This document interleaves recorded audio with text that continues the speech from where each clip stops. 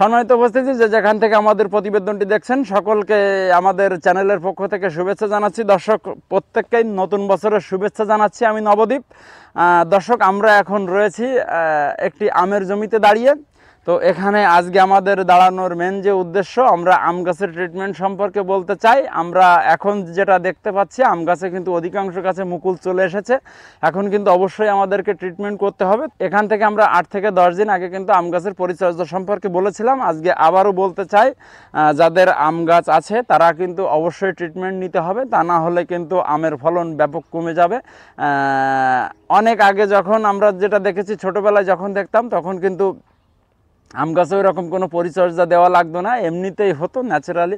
তো এখন কিন্তু আর ওই রকম হয় না, এখন পরিচর্যা ছাড়া কোনো জিনিসই হচ্ছে না। তো এখন আমরা বাগানে আসলে যেটা দেখতে পাবো যে হপার পোকাটা দেখা যাবে এবং লেদা পোকা কিন্তু প্রচুর পরিমাণ দেখতে পাবেন। এক্ষেত্রে আমাদেরকে যেটা করতে হবে, যে লেদা পোকা এবং হপারের জন্য আমাদের সাইপারমেথ্রিন গ্রুপের যে কোনো একটা কীটনাশক, ঠিক আছে, আমরা যদি এটা স্প্রে দিই তাহলে আমাদের লেদা পোকাটাও যেমন নির্মূল হয়ে যাবে, আমাদের আপনার হপার পোকাটাও কিন্তু থাকবে না। তো এক্ষেত্রে আমাদের ওষুধের মাত্রা হচ্ছে প্রতি লিটার পানিতে 1 ml। হ্যাঁ, 1 ml মাত্রায় যদি সাইপারমেথ্রিনটা দেওয়া হয় তাহলে কিন্তু আম গাছের আপনার লেদা পোকা এবং হপার পোকা, এই দুটো পোকাই কিন্তু নির্মূল হয়ে যাবে। এক্ষেত্রে আমাদেরকে খেয়াল রাখতে হবে যে আমরা স্প্রেটা কিন্তু অবশ্যই আপনার, এখন যেহেতু শীতের সময় রাত্রে প্রচুর কুয়াশা পড়ে, এক্ষেত্রে আমরা সকাল টাইমে কিন্তু দিব, ঠিক আছে। সকাল টাইমে দিলে গাছে সুন্দরভাবে কিন্তু লেগে যাবে, তখন কিন্তু মানে বিষয়টা খুবই ভালো হবে। পাশাপাশি আমরা আরও একটা জিনিস যেটা দেখতে পাই, সেটা হচ্ছে গাছে কিন্তু প্রচুর পরিমাণ ছত্রাক। যেহেতু অনেক দিন আম গাছে কোনো স্প্রে দেওয়া হয়নি, এক্ষেত্রে কিন্তু প্রত্যেকটা গাছে কিন্তু ছত্রাক থেকে যায়।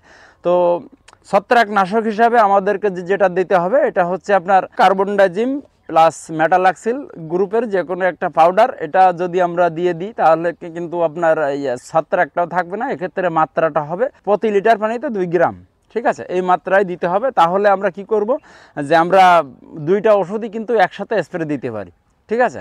এটা মনে করেন যে কার্বনডাজিম বা মেটালাক্সিল, এটা হচ্ছে প্রতি লিটারে 2 গ্রাম হারে, এবং হচ্ছে আপনার সাইপারমেথ্রিনটা আছে প্রতি লিটারে 1 মিলি।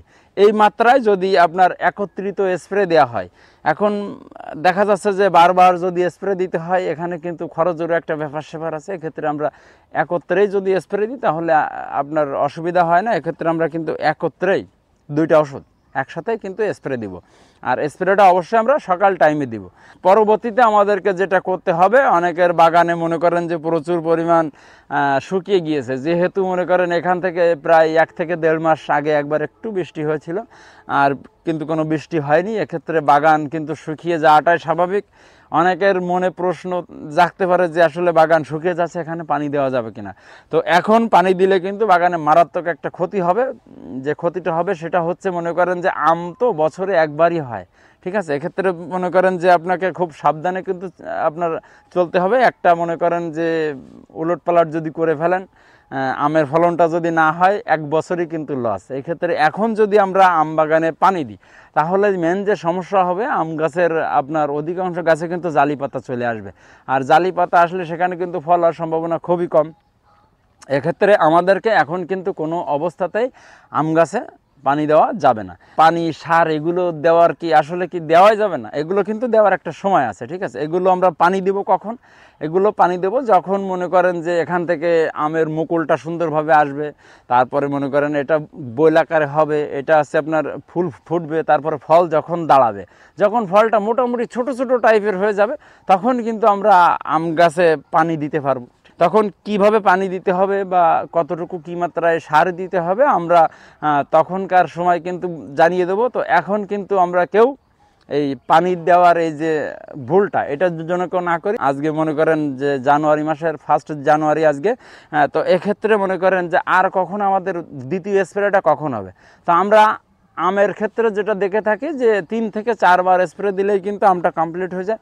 তো এক্ষেত্রে প্রথম স্প্রে মনে করেন এখন আমাদের হচ্ছে, আমাদের দ্বিতীয় স্প্রেটা হবে ওই যে বললাম যে আমের ফুল টুল ফোটা যখন কমপ্লিট, যখন আছে ফল আকারে হয়ে যাবে, মোটামুটি আপনার 0 সাইজ যখন আসবে, তখনই কিন্তু আমরা পরবর্তী স্প্রে দেবো। তখন কি স্প্রে দিতে হবে তখন আমরা ওই সময় কিন্তু জানান দেবো। এখন যদি ওই ওষুধটাও বলতে যায় তাহলে কি হবে, অনেকে এইটা ওইটা আপনার একত্রিত কিন্তু আপনার পাকিয়ে যাবে। এক্ষেত্রে আমরা পরবর্তীতে কি স্প্রে দিতে হবে সেটা আমরা পরবর্তীতে জানাবো। অনেকেই যে আম গাছে যখন ফুল ফোটে, ফুল ফোটার সময় অনেকে সময় আর কি পরাগায়ন যখন হয়, অনেকে মনে করেন যে কোনো স্প্রে দেন না, যে কোনো কীটনাশকও দিচ্ছি না, কোনো ছত্রাকনাশকও দিচ্ছি না। আমি দিতে দেখেছি অনেকের যেটা হচ্ছে দেয় যে শুধু পানি স্প্রে। ঠিক আছে, এটা কেন করে আমার আসলে এটা এসে আসে না। এটা মনে করেন কোনো অবস্থাতেই কোনো রকম শুধু পানি হোক কিংবা কিছু, এগুলো কিন্তু দেওয়া যাবে না।